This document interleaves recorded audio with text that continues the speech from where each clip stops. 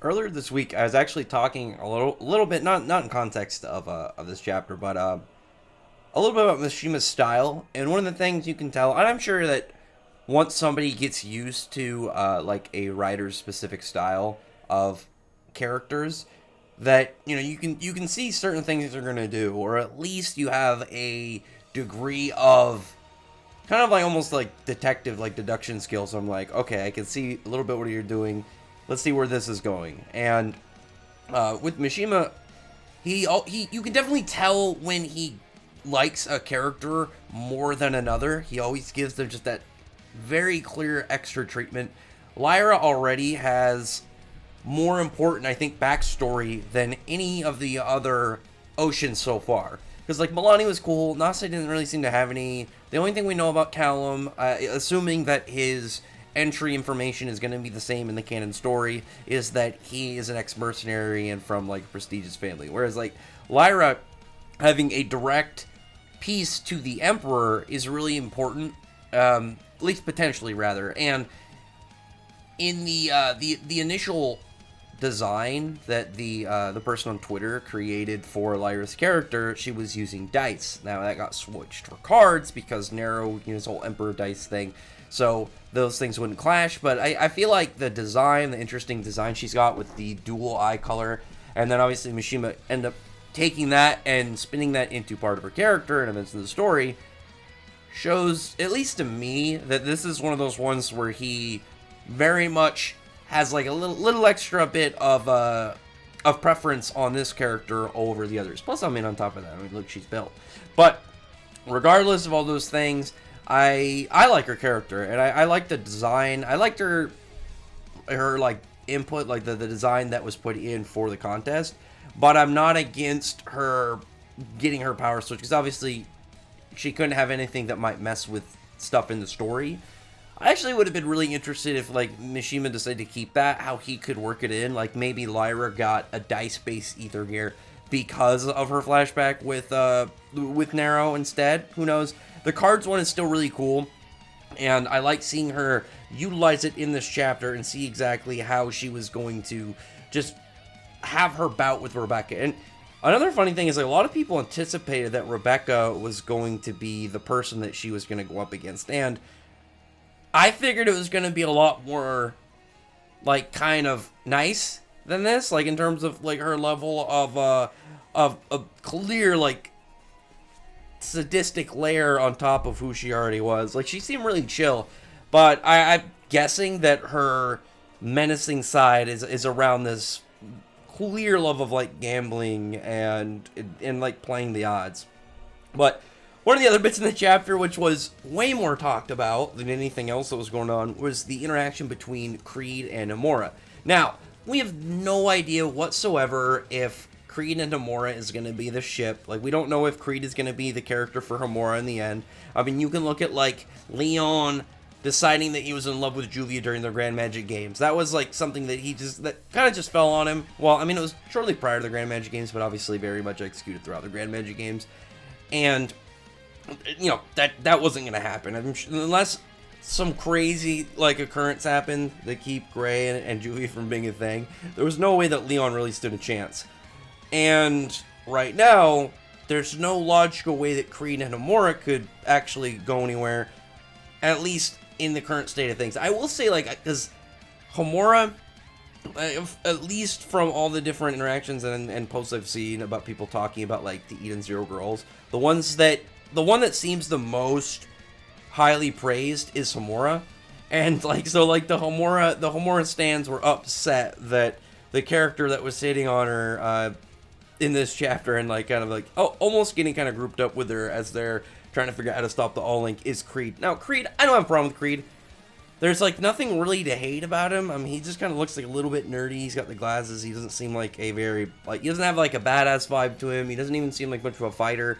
From his, like, weird chain ether gear, he's got more of, like, a support type ability, or, how exactly he would utilize it in the situation, because it could just be like what we got was one of his abilities, and we'll see, like, a more combative way of going about it. I mean, Shima's had people who fight with chains before. I mean, look at Hades, and he was out there grabbing people in the body and swinging them around.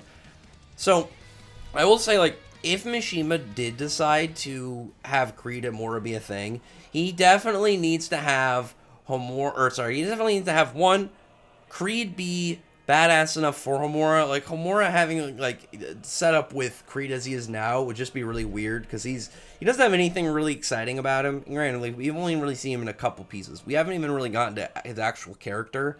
The only thing we really have about him, like, outside of his occupation, is that he's got a thing for Homura. So, his character still has potential. He become cool later.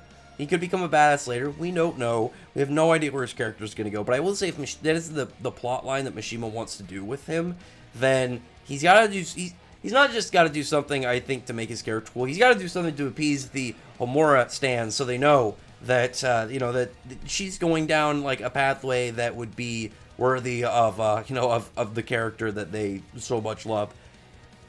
Following that, there was like just kind of like moments between the the mascot characters, and you got Moscow and stuff. Big goofy gag boy with his stomach button. I did really like that in the almost an episode, in the chapter where he turns on the TV and he starts watching cartoons and he looks just absolutely happy. He looks for a second like he's in heaven, but they switch the TV channel and it goes over to the Lost game, which is what's going on with Lyra and Rebecca. Rebecca, like, has already definitely revealed that there's something more to what Lyra is doing, and there is that part earlier in the arc where she like puts her hand over her card and changes it. I'm guessing that she is cheating, and she's just letting Rebecca win rounds at specific times in order to kind of like make it a quote unquote fair game and to build a crowd. Because we have seen that she can mess with the cards themselves, so I would imagine that she's just cheating. And Rebecca, who goes back in time, she does one of her time reversals and sees that the card that was a 5 previously is not there. Because like the whole game, obviously, it's like 5 cards, number 1 through 5. Whoever draws the highest one wins, and they take turns pretty much. And every time that they lose a round, they lose an article of clothing. And at the very end, it looks like they're going to lose limbs. I'm wondering if that's going to be like losing part of your body through like a power where it just vanishes, or some dude's going to come out with like a freaking chainsaw and get ready to start going to town. But it's going back and forth. They just have some short moments, like losing like their Rebecca loses her leggings, and then you have Lyra lose her pants and stuff. And it's a little bit fan servicey, but it's done in a way that is more sadistic. And that's one of the times rather I like parts like this, because it's set up in a way that it's only really fan servicey from a fan standpoint. Like, I know it's obviously fan service, but it's only in the context if that's what you're looking for. Whereas like in reality, like right now, this is like actually a pretty demented thing that she's doing. She's pretty much now going to potentially humiliate her and then mutilate her on like broadcasted network across the cosmos. It's really crazy, and I know some people are going to focus more on the fact that we're seeing some cleavage and some thighs and stuff, but it's like you got to realize, like, in this situation, if you lose, you're losing body parts. Like, it's not going well for you whatsoever. And we did get to see a little bit of Shiki and Callum. It's still weird that that's the fight that Callum's getting. I didn't think it was going to be Shiki. I thought it'd be way more for either Jin. Jin was my first pick, or Wise. Maybe Jin will show up and take the spot for Shiki, and Shiki will go back to doing what he's doing. So I know that a lot of people wanted to see Jin and Callum fight, especially after like having similar, to a degree, kind of areas of origin in their characters around the whole mercenary thing, some form of previously important family. But we didn't have a lot with their other match. It seemed more of just like Callum's like, oh cool, their game up there is starting, so it looks like we should do some stuff too. And he's getting ready to get back and fight with Shiki. I really want to know what his ether gear does, because I figured it's gonna be way more of kind of like that one jutsu from Naruto. Was it Jin-tone or G-Kon or whatever? The one that the really old I'm trying to remember what village he's from. I mean, the really old guy was. How am I forgetting like certain like very easy Naruto ones? Like these are bothering me because they're characters and jutsu. Well, one jutsu, and one old dude that I actually used to know them pretty well just because of that unique jutsu he had. Was it Onoki? I think that's his name. And I think his his jutsu is called Jin-tone. I don't remember off the top of my head, but it's kind of like it's kind of like that in the what I thought it would be, like some form of like atomic or molecular like deleting kind of thing. We don't really know. All we've seen so far is he can turn into mist, and he can like put these handprints and seemingly just appear there. I actually would really like it if it's kind of like, if you've ever like heard certain ways of like how teleportation works, like you're getting like atomized, and then your atoms are like pretty much being like scanned over and rebuilt where you're at. What if he could do something like that, where he'll kind of like mess with an area, and then he's pretty much just, bam, he's not there anymore. He's just particles, and then he just kind of goes into wherever his direction is. It'd be really cool, and it'd be a good way to balance it, because it would also give a really high defense. Like, say somebody shoots an attack at you, you just mark an area and pretty much instantly get teleported over there. That'd be pretty sick. As well as you'd be able to, I would assume, play it really kind of counterwise. Like, imagine somebody does an attack, he ends up like it's obviously not Inzer, but say like Natsu or somebody, or just like a Dragon Slayer, or relatively anybody with like a mouth blast attack. They're getting ready to do that. He puts the handprint on their face and then kind of teleports to him, and then kind of like drags them down or smacks them to kind of like mess up their attack. And it wouldn't even just have to be if it's him, it's just because the long range and the high level of maneuverability with it. It would be super beneficial to just have around. And I definitely want to see where his fighting capabilities really kind of extend to. The fact he's fighting Shiki right now, though, is not a good look for him. And I don't mean that in a bad way. Like, Shiki is the main character, but I look at it from the standpoint of, like, he is the main character, which means if he's going to fight Callum, this isn't going to be, like, his main fight, because he's still got Shura and stuff. Whereas, like, for Jin, this would be Jin's big fight of the arc. Shiki would be, like, if Shiki is going to be the one fully 1v1 Callum like this, I doubt it'll be anything more than like he goes overdrive and then does a couple attacks and he wins, because you have to keep his level somewhere that logically he can kind of like step up to people like Shura, because if he struggles too much with someone like Callum, then Shura is definitely over him by a good margin.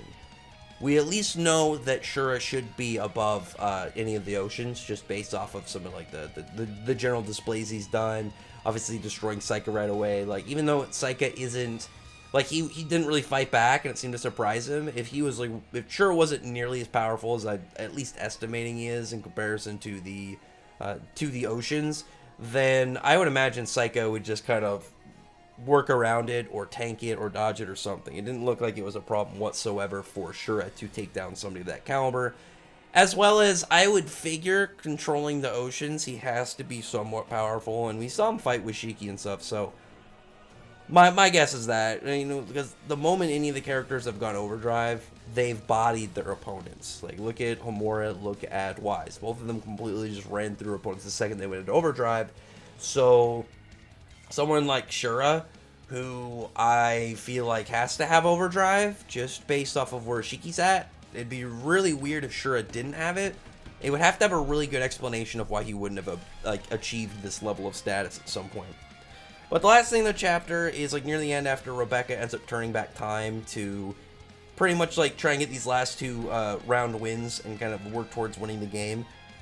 You have a really good moment from Lyra where she's saying that she's played this game over 100 times and she's only lost one time, which is against Nero, and that's how she lost her eye and got this other like colored eye. And then she's like, oh, well, maybe after I win again I can erase your legs. So that's the part that kind of like has me more questionable about it. Like, would it just vanish, or would it be something like legitimately like a like someone's gonna come out just with a chainsaw, chop her limbs off? They're gonna come amputate them. Because I know like the whole thing of the, you know, the metal legs in the future, but I feel like that's not gonna happen here. It would be super strange if Mashima decided to do that from like you know, a smaller character fight like this, instead of like if he was gonna do that, it would have to be some really big event, like the end of the arc, maybe some giant damage. But I don't know. I feel like Rebecca should be relatively safe about keeping her legs. I don't know about just the general idea of the logic in taking them away, like from a weird scenario like this. I mean, it would be interesting, but I don't know. I feel like it'd just be all of a sudden, it'd be very, very odd in general. But the whole part about her getting the eye from Nero is definitely really cool. And I'm hoping that after her fight, we get a flashback and maybe get a glimpse on that. That would be super sick. 'Cause I'm very much on like curious slash standby, kind of just waiting for Nero to find out if his Emperor dice is pretty much just for like, you know, predicting things or like telling him however it's going to be, because he says like the dice kind of tell him, but I feel like it's more of like you're divining something. It's more of just like you're doing something that will essentially get you knowledge of the future. He's pretty much got like a clairvoyance ability through his dice. Like, can he fight, or is he limited to that? Because either way, I think that's fine, because if he can't, if he's not like a fighter, then I'm perfectly alright with it, given like the idea of like how Emperor dice work and how it would be really beneficial to him having, you know, him and this giant empire that he has to command. You know, I usually say it's almost like he'd be like a person playing an RTS game, because he's existing at a point where he knows like he's essentially going to know everything he's going to need to do, but the people involved are, you know, there's a lot of them. He's got control over them, and to him they're nothing but units. So it was a pretty short chapter in my opinion, but still pretty good. Like I said, the stuff with Lyra has my hype so far the most, because we've lost 3 of the oceans. I don't think Saika ever got a replacement, so we lost Saika, and then Milani lost, and Nase lost. So we have 3 more. We got Lyra, obviously. We've got you know, we've got Callum, and who's the last person I'm trying really hard to remember? Oh, Fabiano, like that. He's the last guy, and like, who's actually his good opponent? I don't think I've thought about his opponent even once, to be perfectly honest. Maybe his will be Jin? You know, question mark? Maybe his will be, maybe he'll get unfortunate. Maybe he'll just like be like, I'm not fighting. This sucks. I'm not getting involved in this. I don't think so. Obviously, he's like a high-ranking person in their kingdom's military. The ocean seems to be only at least right now, only one step below like authority of their king. Not like the full, like they can kind of just command and do stuff, but it's that level of like power and position, since they work directly for him.